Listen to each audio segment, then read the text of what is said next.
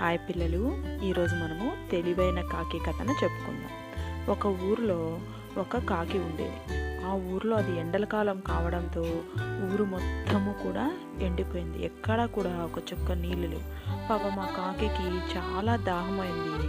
అసలు కళ్ళు తిరుగుతున్నాయన్నమాట. అసలు ఎగరలేకపోతుంది అనమాట. నాకు దాహం దాహం నీళ్ళు నీళ్ళు అని తిరుగుతుంది. అలా పోతూ ఉంటే ఒక గుడిసె ముందర దానికి ఒక కుండ కనపడింది. అమ్మయ్య, ఇప్పటికీ నాకు నీళ్లు దొరికాయి, ఎట్లయినా సరే ఈ నీళ్లు తాగి నేను దాహం తీర్చుకోవాలా అనేసి అనుకుందనమాట. కానీ వెళ్ళి చూస్తే కుండలో నీళ్ళు ఎక్కడో లోపలికి ఉన్నాయన్నమాట. ఆ నీళ్లు పాపం ఆ కాకి తాగడానికి అందవు. అప్పుడు కాకి ఒక మంచి ఆలోచన అనేది కాకి వచ్చింది. ఈ ఆలోచనగా నేను అమలు చేశానంటే ఎట్లయినా సరే నీళ్ళు ఈరోజు నేను తాగొచ్చు అనుకొని పక్కనే ఉన్నటువంటి రాళ్ళని ఒక్కొక్కటిగా ఏరుకుంటూ వచ్చి ఆ కాకి ఆ కుండలో వేయడం మొదలుపెట్టింది.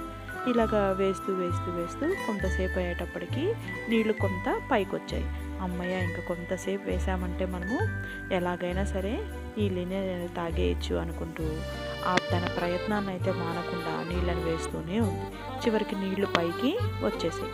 సంతోషంగా కాకి ఆ నీళ్ళని తాగేసి ఎగిరిపోయింది. కాబట్టి మనకి ఏదైనా ఒక అపాయం వచ్చినప్పుడు తెలివిగా ఆలోచించి ఆ అపాయం నుంచి తప్పించుకోవాలి. కాకి కూడా చూడండి, దానికి ఎంతో దాహం వేసింది. అక్కడ నీళ్లు తక్కువ ఉన్నాయి, కానీ తెలివిగా ఆ నీళ్ళని పైకి రంపించి తాగింది. మీరు కూడా ఆ విధంగానే చేయాలి. బాయ్ పిల్లలు.